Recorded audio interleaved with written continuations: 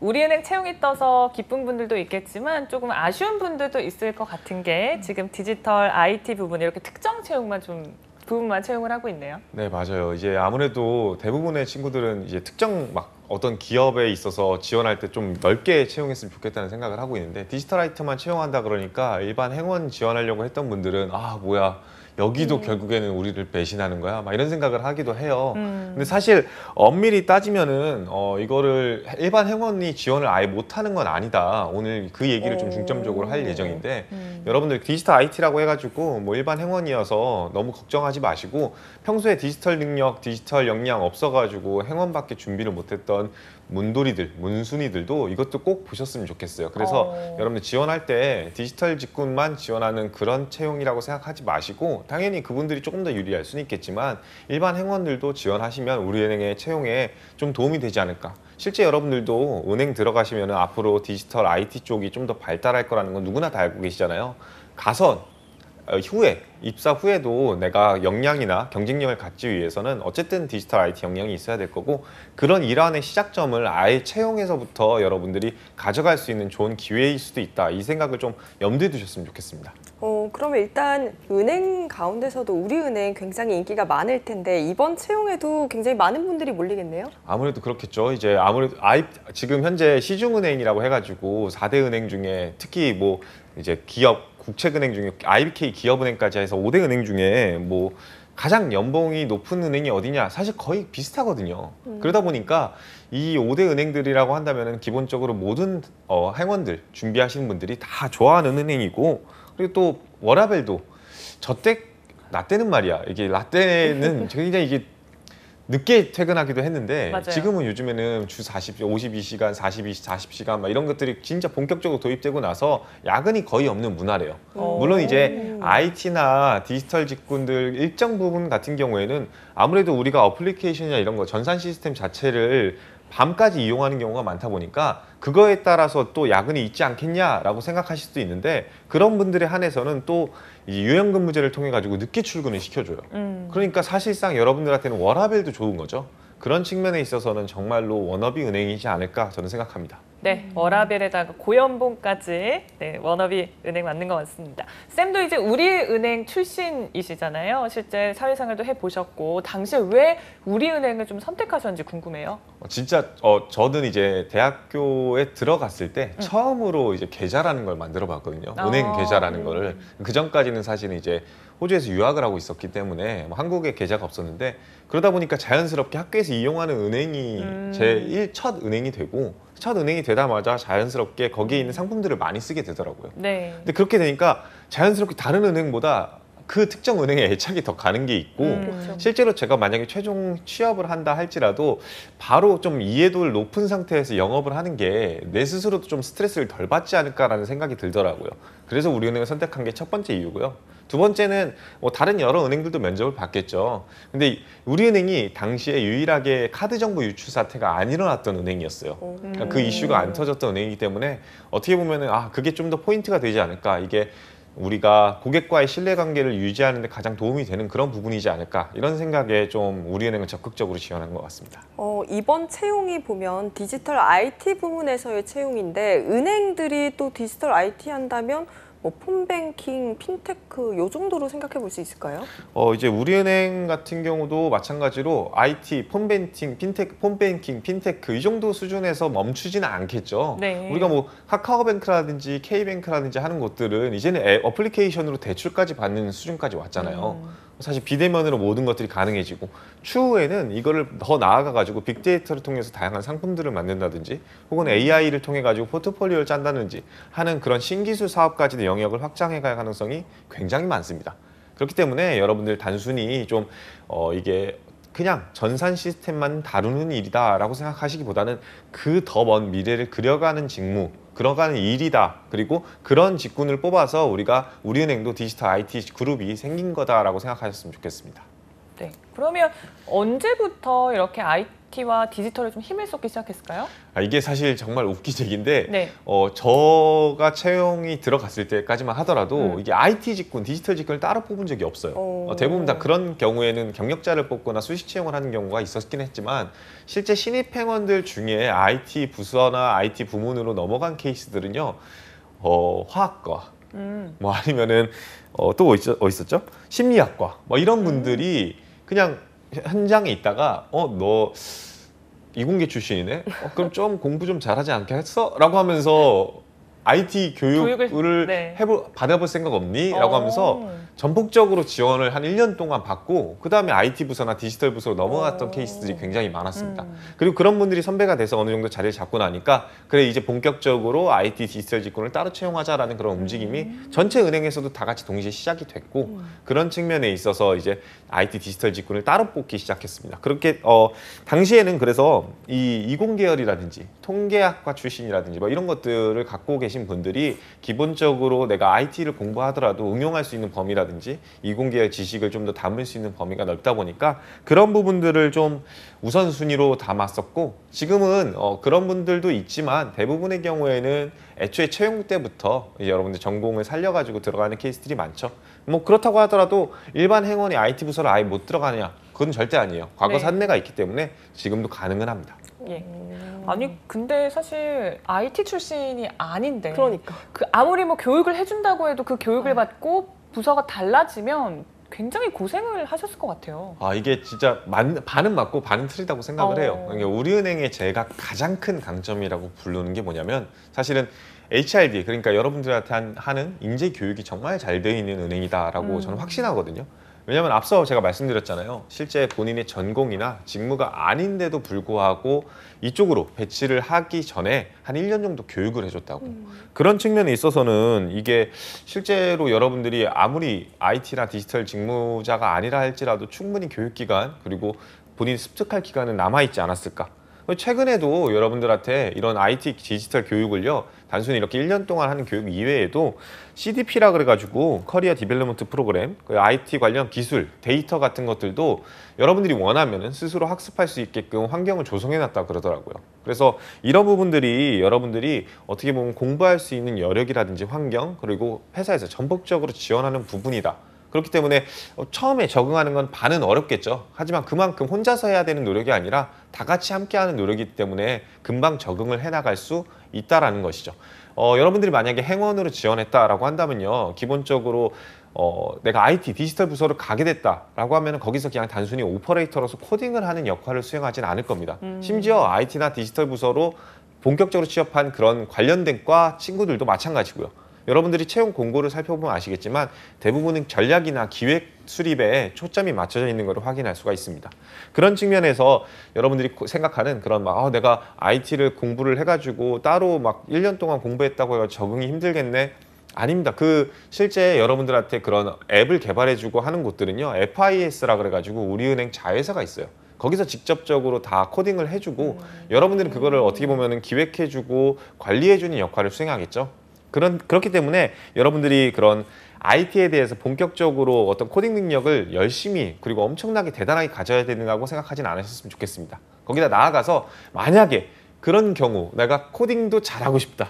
이런 IT 능력도 정말로 뛰어나지고 싶다 라고 한다면요. 내부에서도요. 이런 진짜 우리 아웃소싱을 해주고 있는 FIS랑 또 교류 해가지고 그쪽에서 파견직으로 한번 일해볼 수 있는 기회도 가질 수가 있다는 거. 그런 것들이 어떻게 보면은 여러분들이 적응하는데 한층 더 도움이 되는 그런 기회이지 않을까 싶습니다.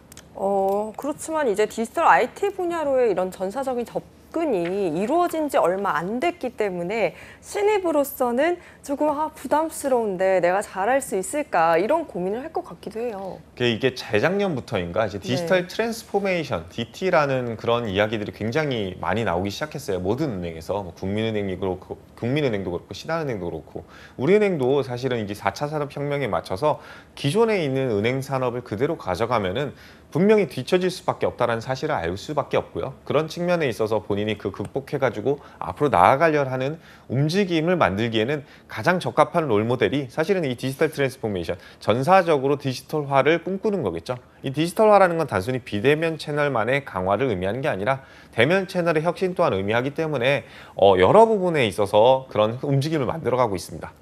대표적인 예가 사실은 이 디지털 그룹이나 IT 그룹을 만든 거라고 저는 생각을 하는데요. 디지털 그룹 같은 경우에는 어플리케이션 개발이나 AI, 빅데이터, 블록체인 등 신기술 프로젝트를 기반으로 좀 움직임을 고도화하고 있고요.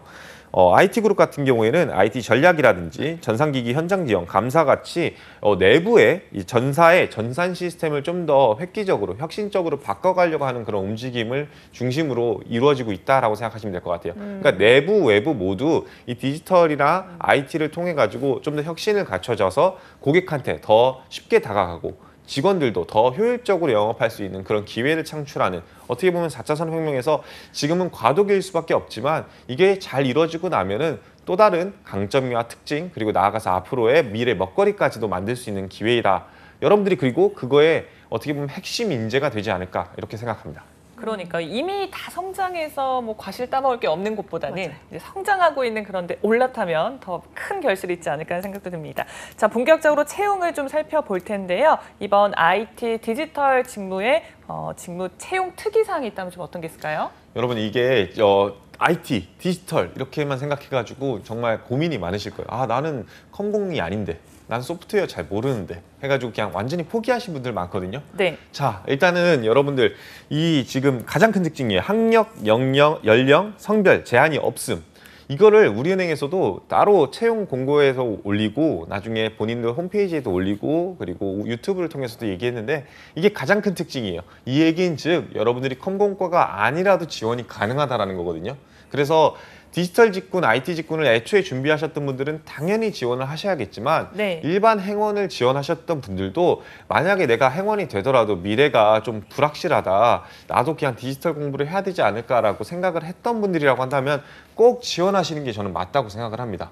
일단은 데드라인이 없어요. 그러니까 커트라인이 없어요. 어떻게 허들이 없는 거죠. 누구나 다 지원할 수 있다는 게 가장 큰 강점입니다. 여러분들 꼭 지원하셨으면 좋겠고요. 이틀밖에 안 남은 상황에서 이런 얘기하면 네. 되게 이제 알았는데 라고 생각하실지 모르겠지만 그러게요. 나중에 얘기하겠지만 자기소개서 항목도 몇 개 안 되고 여러분들이 써야 되는 그런 것들도 안 되기 때문에 빨리 지원을 하셨으면 좋겠습니다. 두 번째 특징은요. 제가 그래 좋아, 내가 IT 디지털 출신이 아니야. 그럼에도 불구하고 여기 지원하면 어차피 코딩 테스트라든지 면접에서 떨어지는 거 아니야? 라고 맞아요. 생각하실 텐데 필기 시험이요. 코딩 테스트가 아니라 진짜 말 그대로 손으로 푸는 필기 시험을 보게끔 한다라고 공지가 되어 있어요. 즉 그냥 NCS 시험을 보겠다라는 거거든요. 이거는 디지털 직군이 됐든 IT 직군이 됐든 혹은 여러분들이 기타 일반의 행원이 됐든 다 제로 베이스에서 시험을 보는 거잖아요. 그렇기 때문에 진짜 객관적으로 시험에서 응시를 해가지고 결과를 받을 수 있다는 겁니다.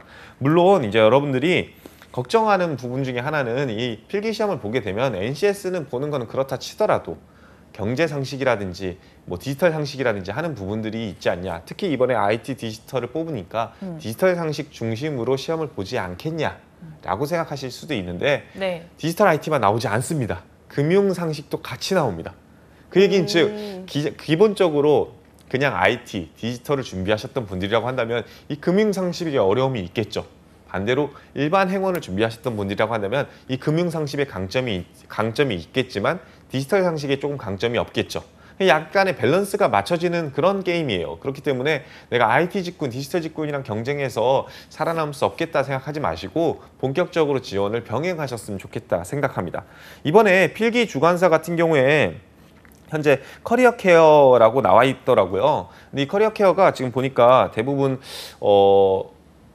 지금 하고 있던 그 기업들의 공채나 아니면 그 시험 난이도를 봤을 때 또 난이도도 그렇게 높진 않습니다. 다른 은행에 비해서 아마 쉬운 난이도로 필기 시험이 진행되지 않을까 하니까 네. 말 그대로 그 디지털의 코딩 능력을 손코딩을 하라는 정도까지 나오지 않고 여러분들한테 상식을 물어보는 수준에서 나올 가능성이 굉장히 높으니까 두려움을 좀 덜어놓으라고 얘기를 하고 싶고요.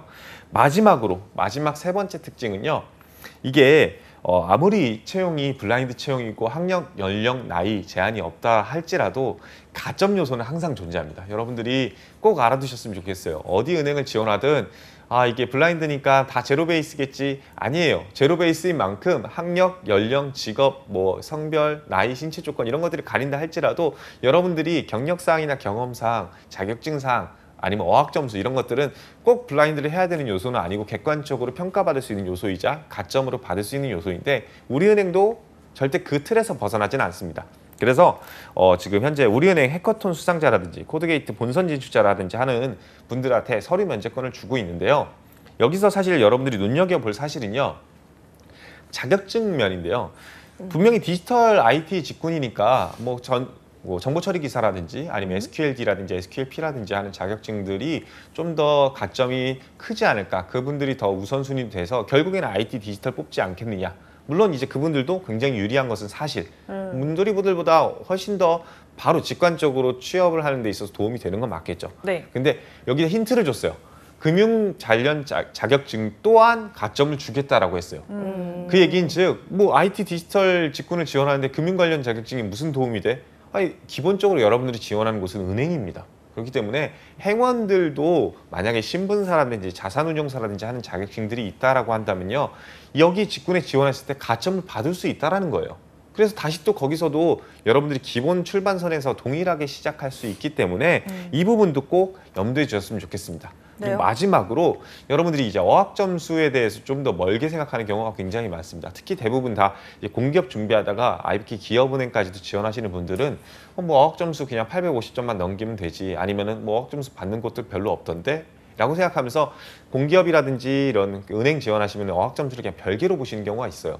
근데 요즘 트렌드 자체가 결국에는 레드오션화되고 있는 국내 시장을 넘어서 해외 시장까지 진출 공략하는 인재를 뽑아야 되기 때문에 어느 정도의 어학 성적을 보유한 사람한테 가점을 줄 수밖에 없습니다.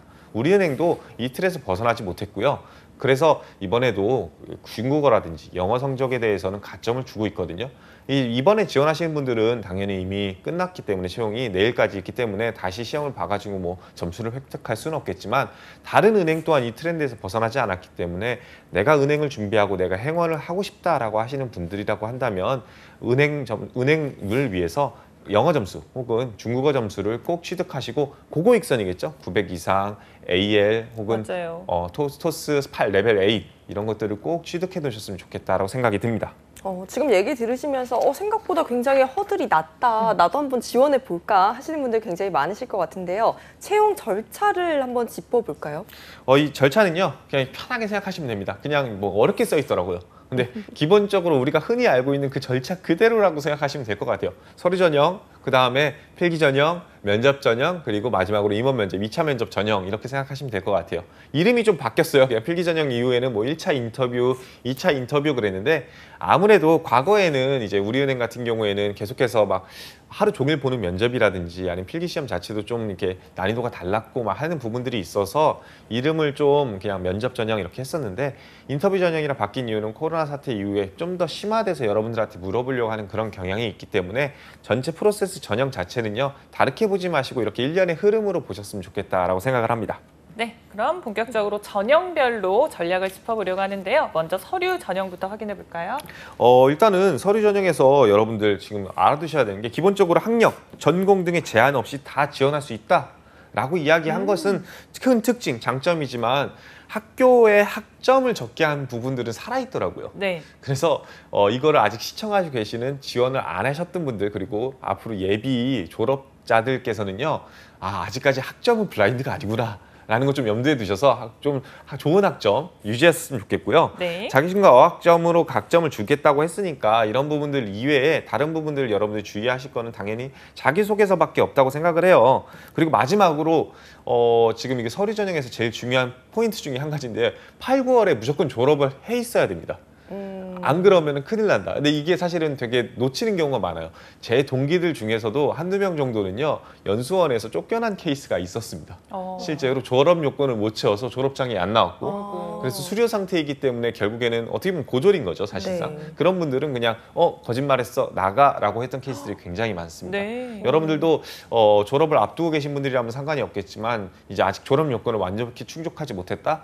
이런 사태를 미연에 방지하기 위해서라도 꼭 졸업 요건은 다 충족한 상태에서 지원을 같이 병행하셨으면 좋겠다 생각합니다. 굉장히 안타까운 상황인 것 같은데요. 맞아요. 다음 순서가 이제 자기소개서를 적어봐야 할 것 같은데 자기소개서가 그렇게 어렵지 않다라고 말씀을 해주셨던 것 같아요. 네, 자기소개서 문항 해봤자 3개. 그리고 뭐 글자 수 지금 1200바이트, 2000바이트, 600에서 1000자 정도 내외. 어떻게 보면은 여러분들 이거 너무 좀 건방진 얘기 아니야? 쉽다고 하다니 나 어려워 죽겠는데 다른 은행에 비해서는 쉽잖아요, 여러분. 1000자씩 막 4개, 5개 쓰는 데보다는 훨씬 더 쉽게 접근할 수 있을 것 같고요. 우리은행에서도 이걸 또 어렵게 생각할까 봐 그만큼 많은 팁을 드렸어요, 여러분들한테. 그래서 그런 부분들만 좀 걱정하지 않으셨으면 좋겠습니다. 지금 현재 3가지 항목이라고 얘기했는데 첫 번째 항목은 우리은행에 지원하게 된 동기, 그리고 입행 후 이루고 싶은 꿈, 그리고 두 번째 항목은 본인이 가지고 있는 디지털 DNA 무엇인지, 그리고 마지막 세 번째 항목은 우리의 원뱅킹을 비롯한 우리은행의 디지털 금융 서비스 중 본인이 직접 개선해보고 싶거나 추가로 만들어보고 싶은 것, 이거에 대해서 이야기를 해봐라. 뭐 사실은 너무 어려운 항목이라고 생각드는 건 한 2번 항목 정도인 것 같고 나머지 네. 것들은 사실은 여러분들만의 독창적인 아이디어가 있으면 혹은 지원 동기가 명확하면 접근해 볼 만하다라고 생각이 듭니다. 네, 하나씩 살펴보려고 합니다. 먼저 첫 번째 항목은요. 우리은행 지원 동기와 이루고 싶은 꿈을 묻고 있습니다. 네, 지원 동기 또 포부 이런 것들을 묻고 있는데요. 가장 자, 기본 항목이죠. 이제 뭐 어디 회사를 지원하든 동기, 포부 이런 거는 당연히 기본 항목이겠죠. 네. 그래서 우리은행도 사실은 지원 동기, 이 동기가 사실은 꿈과 너무 멀다고 생각하지 말고 그냥 편하게 여러분들이 지원하는 이유에 대해서 생각을 해보셨으면 좋겠어요. 이게 좀 와닿지 않을 수가 있어요. 지원 동기랑 포부가 따로 항목이 나눠져 있는 케이스도 있지만 이렇게 한 항목에 물어보는 이유는 지원하는 이유랑 꿈이랑 별개가 될 수 없기 때문이거든요. 자, 제가 여러분들 시청자분들을 위해서 예시를 한번 들어볼 건데요. 이 예시는 우리 아나운서분들께 한번 좀 물어보고 싶어요. 자, 우리 아나운서님께서는 아나운서가 왜 되고 싶으셨나요? 왜요? 멋있잖아요. 멋있잖아요. 네. 좋죠. 그러면은 멋있다라는 꿈을 가지고 아나운서로서 이렇게 저희 채널에 들어오신 분들이 꿈은 어떤 꿈을 갖고 있을까요? 어떤 꿈이 있으신가요? 저요? 아나운서로서의 꿈. 특별한 꿈이라기보다 제가 만족할 수 있는 방송하기? 좋아요. 네. 그러니까 만족할 수 있는 방송하기는 결국에는 내가 지원한 이유에서 뭔 얘기일까요? 멋진 아나운서가 되고 싶다라는 거, 그것 때문에 멋진 사람이고 싶다라는 생각 때문에 들어왔기 때문에 꿈으로 만족할 수 있는 방송을 하기. 만족할 수 있는 방송을 하면 그 아나운서는 멋진 아나운서가 맞나요? 맞죠? 저희가 생각하기엔? 그쵸. 네. 바로 그겁니다. 사실 여러분들 좀 이해를 쉽게 하기 위해서 말씀을 드렸는데 동기와 이렇게 꿈은요 뗄래야 뗄 수 없는 관계에 있어요. 근데 만약에 내가 멋진 아나운서가 되기라고 했는데 갑자기 만능 엔터테인먼트가 되겠습니다. 엔터테이너가 되겠습니다. 그게 내 꿈입니다라고 하면요 아나운서를 위해서 그게 멋있어 보여서 들어왔는데 엔터테이너가 되면은 전혀 다른 이야기를 해버리는 거죠. 그렇기 때문에 꿈과 동기가 멀어지는 거예요. 여러분들이 동기와 꿈을 쓸 때는요 이거의 연관성을 항상 유기 있게 생각해 보셨으면 좋겠어요. 제 이야기를 한번 들려드릴게요. 저는 아까 네. 우리은행의 신뢰관계가 굉장히 중요한 사람이라고 생각을 했다 그랬잖아요. 그래서 이 신뢰를 기반으로 하는 은행에서 함께하고 싶다. 그래서 우리은행과 함께하고 싶다라고 동기를 썼다라고 말씀을 드렸어요. 이런 사람의 꿈은 뭐였을까요? 저는요 준법감시 부장이 되고 싶다고 얘기를 했어요. 준법감시 부장이 되면요 결국에는 우리은행 전체의 규정과 규범을 잘 다룰 수 있는 사람이 될 거고요. 그 규정과 규범을 잘 다루면은 저 혼자만의 신뢰관계가 아니라 우리은행 전체 본사 전체 나아가서 행원들의 어떻게 보면 그런 움직임의 가이드라인이 제공되는 거잖아요. 그러면은 더 그 신뢰관계가 돈독히 될 수 있다고 생각을 했어요. 즉 내가 지원한 이유를 완성하는 단계의 수단으로서의 꿈이라는 게 존재할 수밖에 없다. 이 두 개의 연관성을 생각해 두셔야지 여러분들이 유기적인 지원 동기와 입사 후 포부를 그릴 수 있고 그거에 됐을 때 비로소 면접 가셔도 내가 왜 지원했으며 앞으로 들어와서 어떤 일과 역할을 수행하고 미래의 목표는 무엇이다라고 좀 더 유기적으로 여러분들이 대화하듯이 이야기를 할 수 있게 될 겁니다. 네. 지금 1번 항목에 대해서는 이렇게 예시를 설명해 주시니까 이해가 팍 됐는데 2번이 디지털 DNA 뭔지도 잘 모르겠고 일단은 제가 굉장히 디지털 IT랑 거리가 멀어서 저한테는 DNA가 1도 없을 것 같거든요. 저도 네. 저도 BTS DNA만 알았지. 그러니까요. 네, 이렇게 디지털 DNA는 처음 알았거든요. 네. 이 사실 여러분들한테 그냥 편하게 한마디로 정의를 해드릴게요. 이 디지털 DNA라는 건요. 디지털 마인드를 통해서 데이터를 분석하고 고객을 예측해 새로운 인사이트를 도출해낼 줄 아는 것. 이렇게 정의를 내릴 수 있을 것 같아요. 이거는 제 이야기가 아니라 네. 진짜 우리은행 피셜입니다. 아하. 실제 우리은행 채용 홈페이지 그리고 우리은행 유튜브 사이트를 들어가면요. 너무 여러분들이 어려워하니까 아마 이거를 그냥 문구화 해가지고 여러분들한테 설명해 준 것 같아요. 사실 저도 어려웠거든요. 네. 디지털 DNA가 뭘까 이렇게 생각을 해봤는데 어쨌든 결국에는 뭔가 디지털적인 어떻게 보면 디지털적인 그런 것들, 사고방식 그리고 행동들을 도출해낼 수 아는 건가 이런 능력을 생각한다라고 생각하시면 좋을 것 같아요. 여러분들이 단순히 그냥 뭐 코딩 능력이 있다, 데이터 활용 능력이 있다 이런 것들이 아니라 분석을 할 줄 알고 그 분석을 통해서 이 인사이트를 발굴해서 아 이런 거라면 정말 좋겠다라는 것들을 생각할 수 있는 역량이 있는가 그것이 바로 디지털 DNA다 이렇게 생각하시면 될 것 같습니다. 그러면 건쌤은 굳이 찾아보라고 한다면 쌤은 좀 어떤 디지털 DNA를 가지고 있을까요? 저는 일단 기본적으로 없다고 네. 생각을 했었는데요. 이렇게 우리은행에서 친절하게 정의를 내리고 나니까 네. 저도 어떻게 보면 가지고 있지 않을까라는 생각을 해봤어요. 네. 이 데이터를 기반으로 인사이트를 도출해서 향후에 어떤 전략과 비전을 제시하는 거라고 그랬잖아요. 우리 일상생활에서도 그런 경우가 굉장히 많아요. 저 같은 경우에는 데이터를 일단 수집을 하는 게 뭐냐면 아침에 출근할 때마다 이 시간에 나가면은 버스를 거의 못 타요. 아니면 지하철을 거의 못 탑니다. 그렇죠. 그러다 보니까 이때 가는 것보다 이 시간대 가는 게 훨씬 더 수월하겠구나라는 데이터가 쌓이기 시작해요. 그래서 실제로 그걸 전략으로 옮기고 행동하니까 매일 아침이 좀 더 편안한 출근길이 되더라고요. 근데 사실은 이거는 되게 단편한 일상적인 이야기니까 당연히 여러분들한테는 저건 자소서에 쓸 수 없겠지. 맞습니다. 이것까지도 쓰면은 너무 단편적인 얘기겠죠. 다만 이런 것들이 결국에는 여러분들한테 있어서 데이터를 바라보는 시각과 인사이트를 도출하는 거에 가장 기초적인 단계라고 생각하셨으면 좋겠어요. 이거를 좀 더 고도화시키고 승화시키면은 그게 비로소 여러분들이 데이터를 분석하고 활용하고 적극적으로 적용하는 단계까지 나아갈 수 있는 이야기다. 이렇게 해서 이해했으면 좋겠고요. 만약에 여러분들이 IT 디지털 직군자라고 한다면요. 실질적으로 그런 디지털 DNA를 갖고 있는 아주 그냥 밀접한 IT에 관련된 이야기를 할 수 있겠지만 만약에 행원이어서 내가 좀 어려움을 겪고 있다라고 한다면요. 방금처럼 일상생활이 됐던 여러분들이 데이터, 많은 자료들을 수집해가지고 그 안에서 인사이트를 발굴해서 새로운 전략과 비전을 제시했던 이야기들이라고 한다면 그게 디지털 DNA의 시발점이 될 수 있기 때문에 그런 이야기를 적으셔도 된다라고 말씀드리고 싶습니다. 막 거창할 필요는 없다. 디지털 DNA 이렇게 설명을 해주셨는데요. 마지막 문항을 살펴보니까 우리원 뱅킹이 언급이 되었습니다. 아무래도 지원을 하려면 지금 우리은행 계좌를 안 가지고 있다면 일단 계좌를 파고 우리원 뱅킹을 사용해 보는 게 좋은 거겠죠?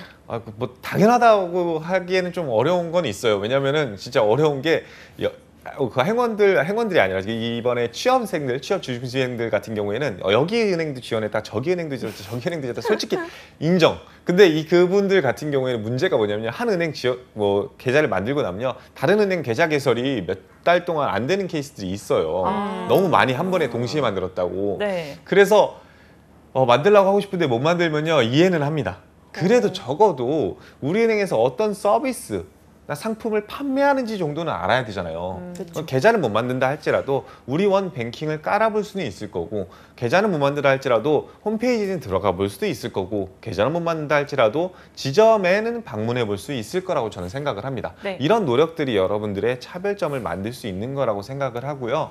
단순히 이런 금융 서비스들을 그냥 이용해 보는 거에서 끝나지 말고 어쨌든 간에 다른 은행들도 지원을 하셨기 때문에 우리은행만의 강점과 특징이 뭘지 아니면 다른 은행과 비교했을 때 약점은 무엇일지를 분석해 본다라고 한다면 여러분들이 소위 앞서 말한 디지털 DNA를 본격적으로 승화해서 나만의 우리은행에서 발휘할 수 있는 역량으로 비춰질 거라고 저는 생각을 하거든요. 그래서 지금 당장에 어플리케이션 안 가신 분들이라고 한다면요. 꼭 깔아보시고 다른 금융 기타 서비스들 안 이용해 보신 분들이라고 한다면 어떤 서비스들이 있는지 한번 확인해 보셨으면 좋겠습니다. 네.